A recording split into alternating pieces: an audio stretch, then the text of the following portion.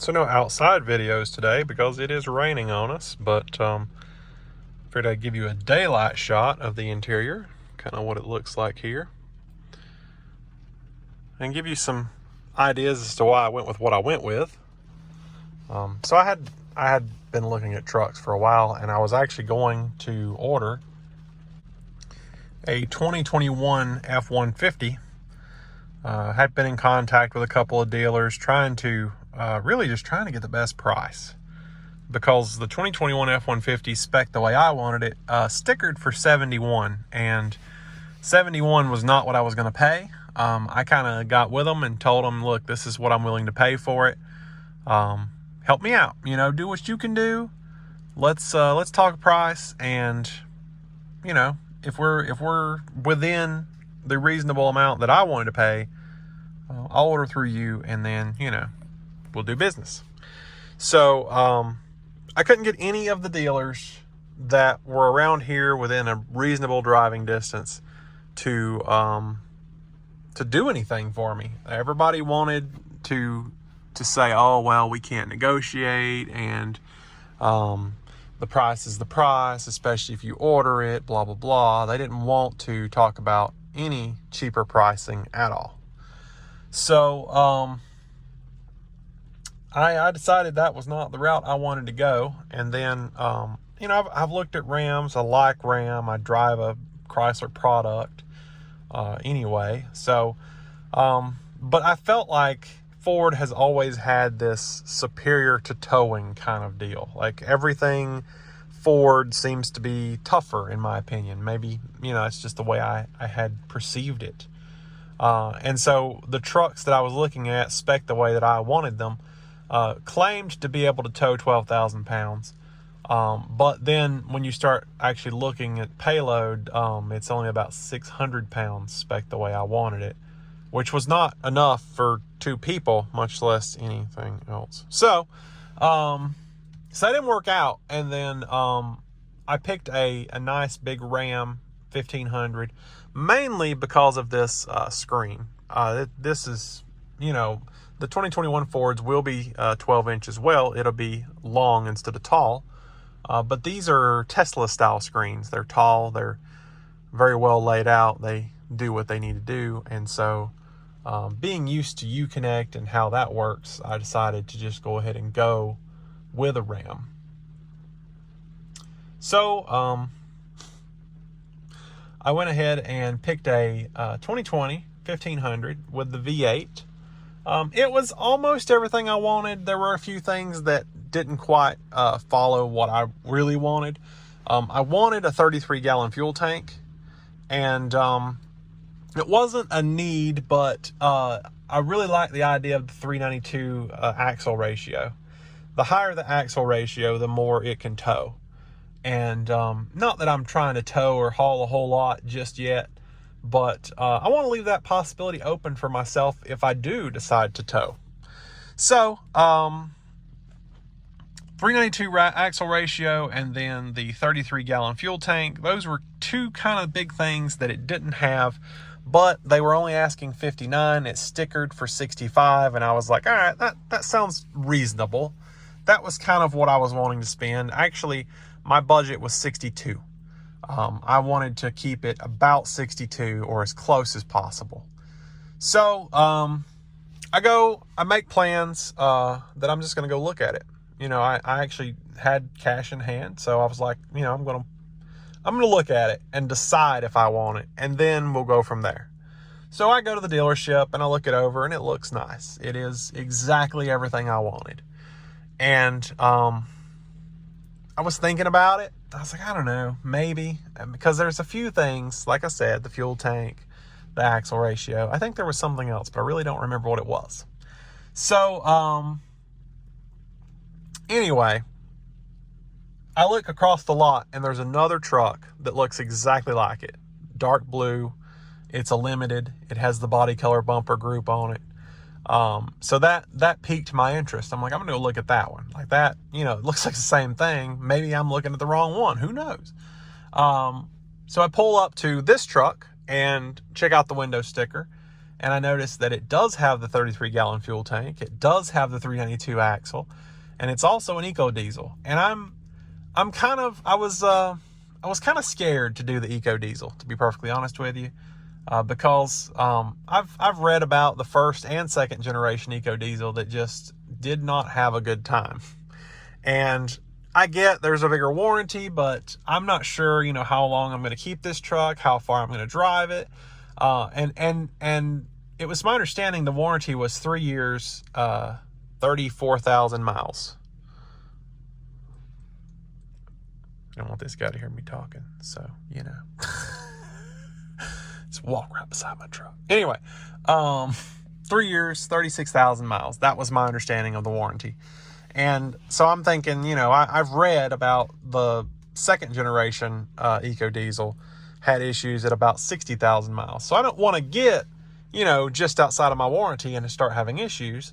So I was very cautious about it. But I did make my concerns known to the dealer. I let them know, hey, I'm not so sure about this. I have read some things. And so they were telling me that this is the third generation. I think it uses 90% all new parts. Nothing's the same. It's completely redesigned. And in this particular truck, it comes with a 100,000 mile 5-year warranty for the diesel engine, which is kind of the biggest thing that I was worried about. Everything else, bumper to bumper is still 3 years, 36,000 miles. But that 5-year, 100,000 mile warranty is kind of what pushed me over on this one. So it stickers for 71, and I was able to get it for 63 not out the door, but 63 plus tax and all. It was close. It was really close to where I was wanting to spend, and I had it, so I was like, you know what, I want it. Let's do it. I've owned the truck for 3 days, and it has 300 miles now. And so I'm averaging 100 a day. That's cool. But honestly, I love it. There's really nothing here that I couldn't have got. There's nothing here that I could have got with Ford that I couldn't here. I mean, ultimately, Ford does have massaging seats. We don't have that here.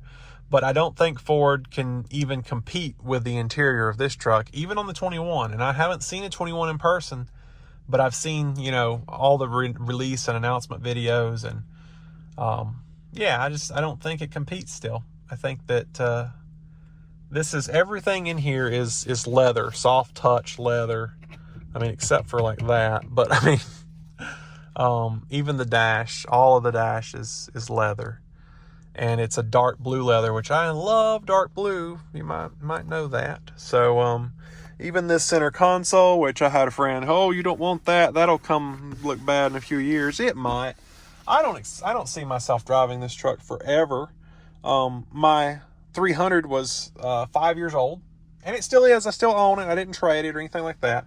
300 is 5 years old, and I drove it, for 5 years, 70,000 miles. Of course, it was used when I bought it. It did have 20,000 on it when I bought it. But, I'd say 5 years is probably where I'll aim to try to get a new one here. I don't know. Maybe not. I don't know. We'll see. But everything I really wanted in this one was in this one. And, I was kind of settling for the other one because it wasn't exactly what I wanted, but it would do. And it was cheaper than this one. But I'm happy I went with what I went with. I'm happy I chose this one. I really hope I don't regret saying that if something comes up with this EcoDiesel. But if it does, 100,000 mile warranty, we'll see. We'll see what happens with that. And of course, I will make videos about every bit of it. We will cover it. But, other than that, yeah. So I will show you guys the window sticker at the end of this so we can kind of go over all the extra little things it has. It is a Limited, so it has pretty much everything. The only thing that it doesn't have really compared to my 300 is the power tilt telescoping steering wheel. It does have tilt telescoping steering wheel, but it's not power. And apparently there's no Ram on the market today that comes with it power, so it's not an option. So, but we do have, you know, the Harman Kardon 19-speaker audio system. I mean, it's got pretty much everything they offer. I was disappointed to hear that this year they discontinued the CD player, but I mean, who really uses it? You know, I don't. I've never used it. Yeah, so would have never used it. I haven't used one in. It's been a while. So yeah, this is it. In the daylight, backseat.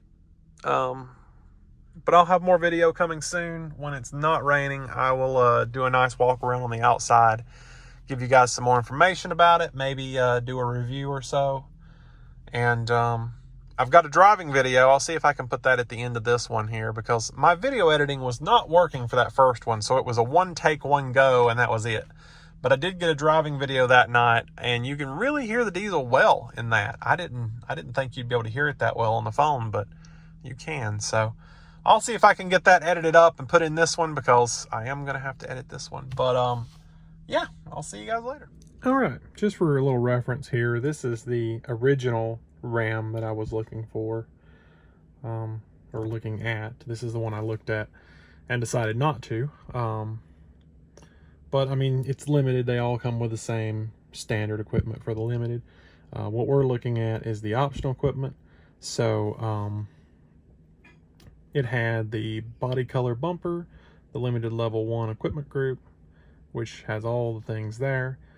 Anti-spin rear axle, the V8, the dual pane sunroof. It's a moonroof, sunroof, moonroof, whatever. 22-inch wheels, and the trailer brake controller.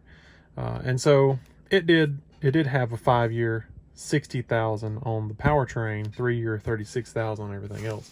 Now I just got to thinking, just for the funnies, here is the original window sticker from my Chrysler, the one that I have, and I noticed down here 5-year 100,000 mile powertrain. That's interesting. They no longer offer that, but for 2015 they did. So that's about to expire, actually. But there's my Chrysler's equipment group, if you want to have a quick look over that. But on we go. So this is the Ram that I went to get, didn't end up getting. And then this is the Ram that I did get. So as far as the optional equipment goes, we've got the same blue color, the body color bumper group, Limited Level 1. This one has the 392 rear axle. It has the anti-spin. It's 3-liter V6 turbo diesel. Dual pane panoramic sunroof, 33-gallon fuel tank, 22-inch wheels, trailer brake controller, and it does have the 5-year 100,000 mile warranty on the diesel engine. So that's the window sticker. One thing I wanted to mention that I forgot in the last little clip there, just to do a little comparing, my Chrysler gets 23 combined, 1931, 4.3 gallons per 100 miles. But the truck uses 4.2 gallons per 100 miles, 24 combined. Make that where we can all see it, or not. I don't know what I'm doing. No? Okay, well, really? It doesn't want to cooperate. Okay, had to stop the video for it to. So yeah, you're using less gas overall in the truck versus my Chrysler, although it only gets 29 highway versus 31, 21 city versus 19. And then if we really want to look at some numbers, over here is the other Ram that I was looking at, 1521. So on its best day is this one's worst day. So yeah, honestly, I think it was a good choice. Like I said, really hope the diesel engine pans out for me. I've heard good and bad, so we will see. And hopefully, if there is bad, it happens before 100,000 miles, and then we'll handle it.